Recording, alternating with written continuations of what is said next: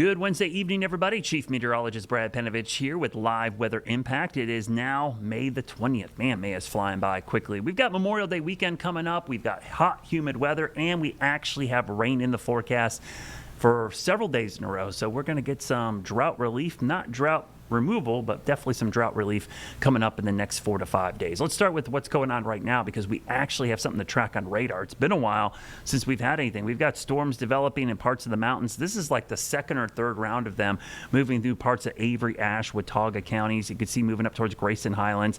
Pretty good cloud to ground lightning strikes with some of these and some small hail. I actually had briefly a special weather statement for parts of Yancey and Mitchell counties as that cell was developing right around the Spruce Pine area. You can see a couple more developing back towards the west. Actually, a pretty good line of showers and storms that are slow movers to our west. Actually, has some flooding down in Atlanta. We're going to be showing you coming up in a couple of minutes here. They had an isolated storm over the uptown or their downtown area in that case, causing some widespread flooding there. You can see some of the images there coming out of Georgia right now. Some flooded roadways. We've done this before. When you have an urban setting, impervious surface, you're going to get some flash flooding. If you're up early tomorrow, we'll give you a heads up on a rocket launch. I will tell you to be very up to date on this because this was initially going to be a 5:30 a.m. launch. It's already been pushed back to 6 a.m. And why is that important? Well, it's pre-sunrise still, but if it gets any later, this won't be as spectacular as it is right now. 5:30 a.m. would have been great. Our sunrise is 6:16 a.m. And if we have it before sunrise, we get a view like this. We get this spectacular vapor trail that gets illuminated by the rising sun against the dark sky. But the closer it gets to sunrise, the less spectacular it is. So hopefully we'll get a pretty good view of this. But if you're up early, people see this all the time. They freak out because they don't know what they're looking at. They think it's a comet. Comets don't move this quickly. They don't really look like this. They're kind of tiny. They look like tiny stars, and they're up in the sky for all night. This is actually a rocket launch, and we see them all the time now. It's just when they time out before sunrise, they get pretty spectacular and really vivid. If you're up early, it's going to be warm, near 70 degrees tomorrow morning. So everybody with a view of that should have some really warm conditions. And speaking of warm, we'll be back in the 90s again tomorrow.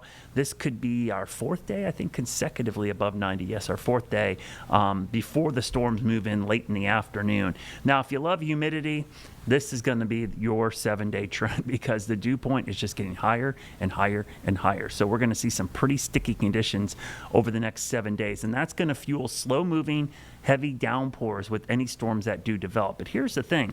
These storms aren't going to last all day. It's not going to be a washout, but they'll come at us in waves. So think of a downpour and then 4-hour break, and then maybe another downpour, 5-hour break. That's kind of the trend we're going for here. And you can see with that front to our south on Friday. Friday's kind of a cool, dreary day. And then Saturday, the front comes blasting back north as a warm front. I actually think Saturday, really early, I'm thinking Friday night, Saturday morning, might be the wettest of the entire weekend as we see a couple heavy bands move through. Hopefully we get in and out. Now, while this isn't great for your Saturday plans, there's a lot of graduations going on. I know a ton of them going on early Friday. This could move everything out in time for a better Sunday and Monday. Not that it's going to be completely dry, but a wetter Saturday could mean a drier Sunday and Monday. And here's what I'm talking about. So we'll go through tonight. Obviously not a lot going on. Tomorrow we start dry through the middle of the day.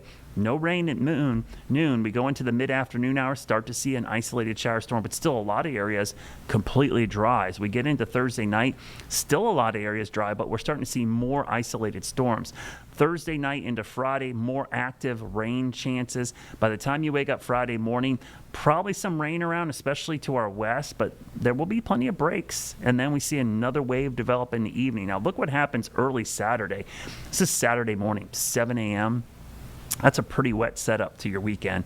And another wave coming in Saturday afternoon. So that's why I said Saturday probably not the best of the days, but we could see things improve a little bit for Sunday and Monday. We're looking at probably lower chances of rain. Now, you see this chance of rain. Doesn't mean it rains the entire time. The thing we'll tell you about the probability of precipitation, that's that chance of rain.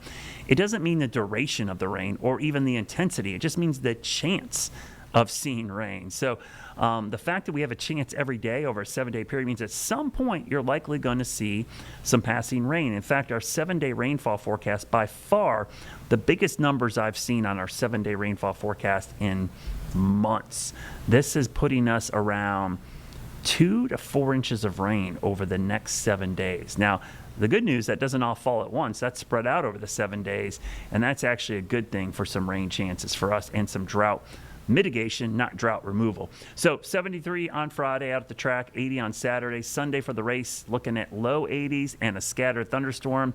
When you have a 4.5, 5 hour race that starts at 6 in the evening, there's always going to be a risk of a pop-up storm, and there is this year again for the Coke 600. You can see scattered storms likely both Sunday into Monday, but the rain chances are highest on Saturday, meaning Saturday to me right now in our Jerry Hunt Supercenter 7-day forecast is the most likely probability of seeing some pretty wet weather for a lot of us, with slight improvement for Sunday, Monday. And if you're looking at the long range, this is a 10-day forecast. I can't remember the last time I've had rain chance every single day for the 10-day forecast since maybe last August, maybe even later than that. That just goes to show you how bad the drought is, and that we're finally getting back to a more typical late spring, early summer pattern, which means pop-up afternoon and evening storms every day. Those temperatures might look tolerable, low 80s, but what you don't see, super muggy air. So it'll be humid throughout that entire period. So stick around. We're coming back. We've got somebody filling in for Tim, and we're going to talk about the flooding in Atlanta and a couple other things coming up in about 2.5 minutes. Tired of all this rain? Does your yard look like a swamp after it rains? Hi, I'm Greg Doggett with Moisture Lock, Charlotte's premier waterproofing and foundation repair company. The longer water sits, the softer soil will become. This can cause foundation issues. If you're having drainage issues, contact Moisture Lock. We'll get the water away from your home and out of your yard. Moisture Lock, stabilize, enhance, protect.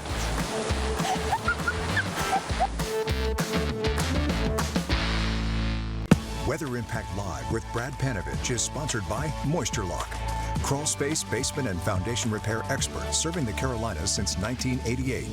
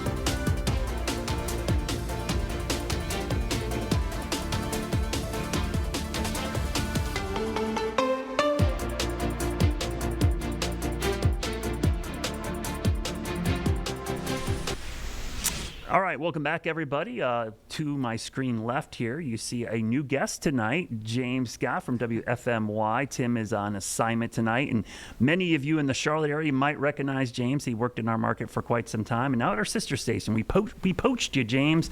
We got you up to WFMY. Welcome in tonight, and say hi to everybody down back in Charlotte. They all miss you. Yeah, hey there, Brad. It's an honor to finally meet you. I just kind of feel bad because we'd have these like weather meetups all the time, and every single time, because I would also do some reporting in Charlotte. I'd always be stuck with that, or I'd be out of town or something. I promise I wasn't avoiding you guys, so it is really an honor to meet you. You have been a big inspiration, really, ever since I was in college at NC State. Go Pack! So again, real nice to meet you. No, that's good. Good to have you. I'm glad you're in the company now at FMY. I know that you're a good asset for them up there. James, so we're going to start with some kind of localized weather here in the Southeast. We always like to have some good video with some flooding going on in Atlanta. And we're pretty familiar with this in our area. You get these urban flood setups, James, where you get like, a system that sits over impervious surface. And they had some crazy video. So our producer James, actually pulled some pretty good video earlier. Those Waymos? You ever been on those? One of them drove into water down there. Look at this. Oh, no. This is crazy. They've had trouble with those down there. And look at this, James. The Waymo, it looked like it drove up to the midway through the door in water. They need to program some turnaround, do not drown in there. Yeah. That's been like a problem with them. I think in Texas they had the same issue. They were driving into standing water and they're trying to fix them. Atlanta's also ironically where they were driving in that neighborhood and doing loop-de-loops in the cul-de-sac. So I think Atlanta doesn't like it's all that. A lot of kinks to work out for sure there. Yeah, and you want to get in that car, right, and just have it autonomously drive you around. But yeah, hope you get a few free rides. What's crazy, James, is like it wasn't like a big storm. It was just a tiny little cell that kind of sat over downtown Atlanta. And I know you've been in Charlotte when we've had some of these events. You get a slow-moving thunderstorm over uptown or up in the Triad, and you get like a clogged storm drain. It doesn't take much to get urban flooding in these kind of setups.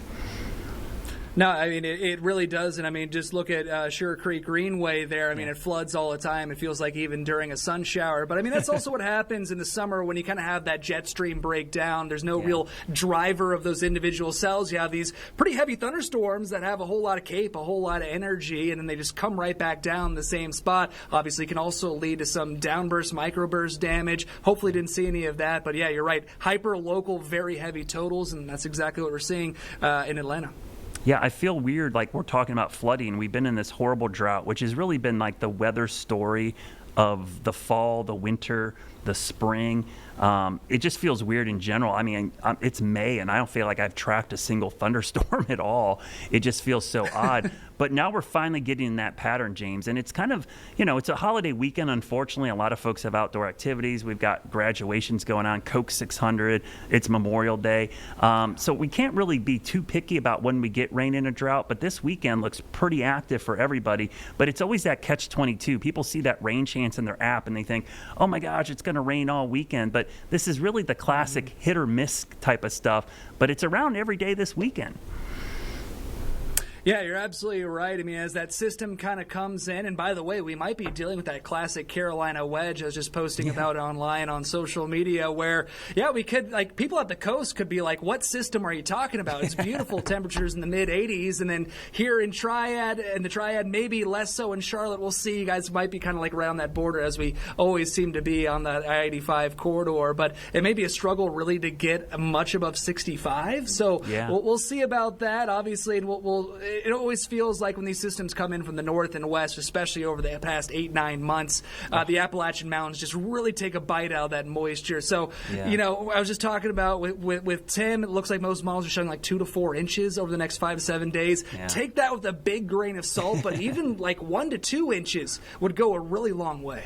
Yeah, I feel like we have. It's like every time we get excited for a setup like this, as we get closer, the numbers trend down and ends up being like not much of anything. So let's hope, at least it's been there for several days, we'll get some much needed relief out of this. I guess the good news is, if it doesn't rain one day, you got a chance every single afternoon that maybe you'll get some good, much needed rain for your lawns and the gardens. But what we do know is probably not going to end the drought, James, but this could definitely be a huge help in the short term to kind of make it not get worse. I mean, I think that would be the major benefit of getting some rain. And let's be honest, tomorrow we'll get the drought monitor. It's going to come out with data for the last week, which won't include any rain that's heading our way. It might get a little worse tomorrow before we see this rain move in.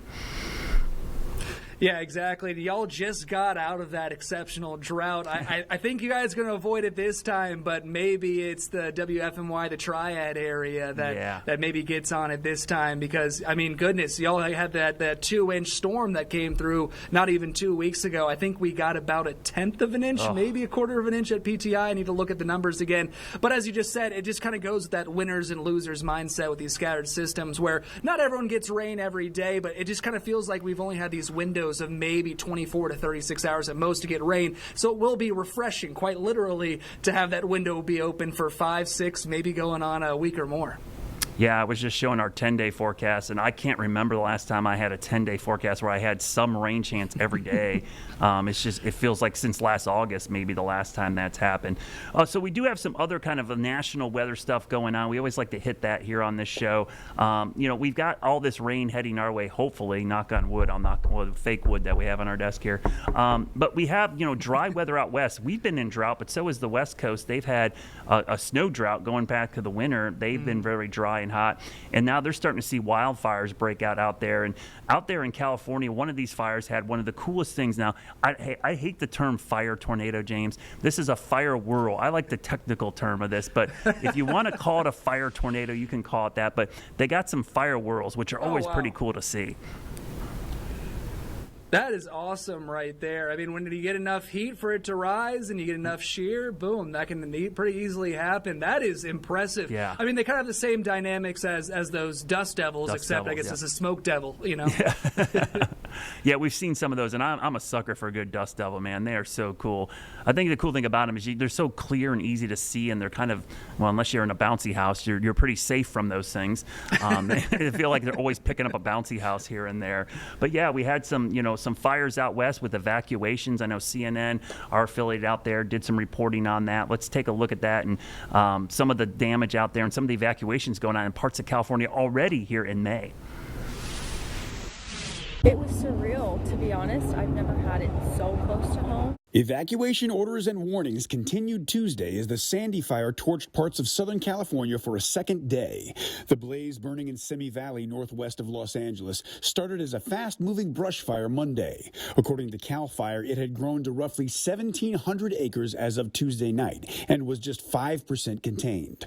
Among the other blazes scorching Southern California, the Verona fire in Riverside County, which officials said had burned more than 400 acres by Tuesday night, with a firefighter suffering minor injuries. There's also the Bain fire in Riverside County. CAL FIRE said it stood at more than 1,300 acres as of late Tuesday. Another fire in San Diego County charred 1,000 acres. The flames in California coming as other parts of the country are still reeling from severe weather. Residents in parts of the central U.S. recovering from days of violent storms, including dozens of reported tornadoes. Right now, it's just a community effort coming together. People come together when needed. Parts of the Northeast dealing with extreme heat. We say anything's better than snow, but this is a bit ridiculous. It's technically still spring, but in Massachusetts, summer jumped the gun with a wave of early season heat that prompted warnings in and around Boston. I'm Reed Binion reporting. Yeah, James, I feel like we've had this drought, which has been kind of boring from a meteorological standpoint because there's just not much to talk about. The rest of the country's been getting all this crazy weather, especially the plains. It's been a wild, severe weather season.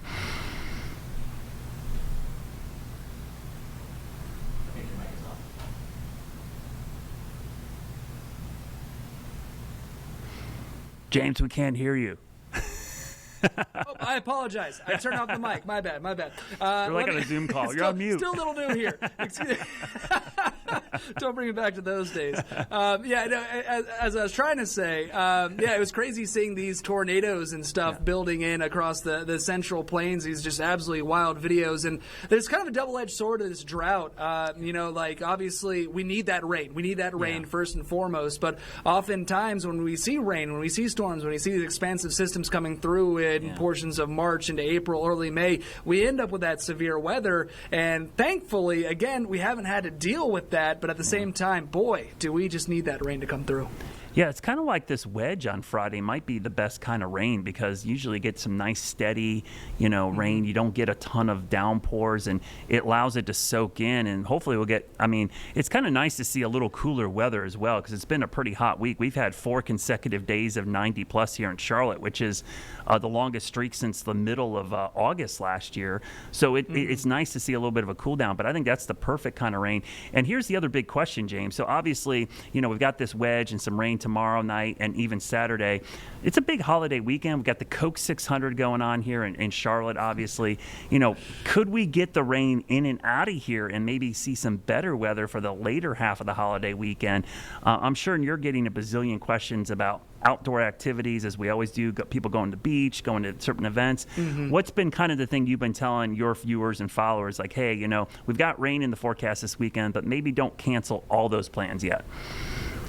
Yeah, and you were alluding to it earlier, Brad. When people see that rain icon, they assume, oh, we got to cancel the plans. And then when it only rains for an hour, oh, the weatherman's wrong. So I know we deal with that all the time. I guess kind of the screaming message is, it doesn't look like any one single day is a washout. Saturday may be kind of trending in that direction in the morning, especially Friday night into Saturday. We'll see about that. And again, it's kind of hard to go against this trend because a lot of times we keep promising this rain's going to come through. And as we learned 2 weeks ago, it comes through for some of us, and then it just falls flat for others. So I was kind of saying earlier today, because I was covering all of Tim's shows while he was out on the shoot, it's just consider it just a yellow light. It's just really important to stay plugged in to your favorite weather app, whether that's the WFMY News 2 app, the WCNC app, and just kind of track along that live radar, and we'll obviously give you that forecast as it evolves, that forecast becomes clearer.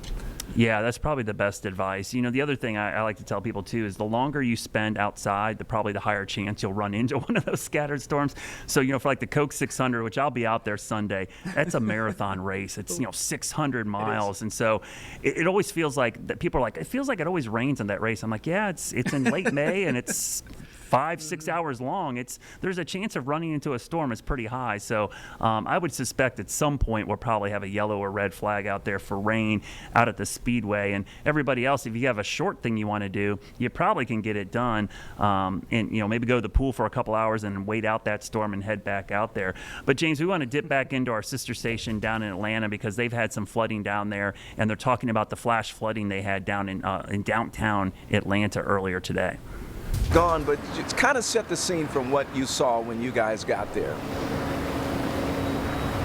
The Waymo is gone and the water has since receded, but my gosh, what a chaotic scene that you have described, Ron, just throughout this entire last maybe 2.5 hours for the metro area of Atlanta, and really just for people who have been trying to navigate their way home after getting out of work. So yes, this Waymo was obviously trying to get somewhere. I can tell you that nobody was inside of the Waymo at the time, so that is a good thing. We know that no one was getting a ride, but yes, because of all the rain that was coming down, the water basically accumulated here on North Avenue Northeast and kind of puddled in this area. We would assume that the water was already here, and then the Waymo just basically drove into the water and ended up getting stuck because of how much water was there.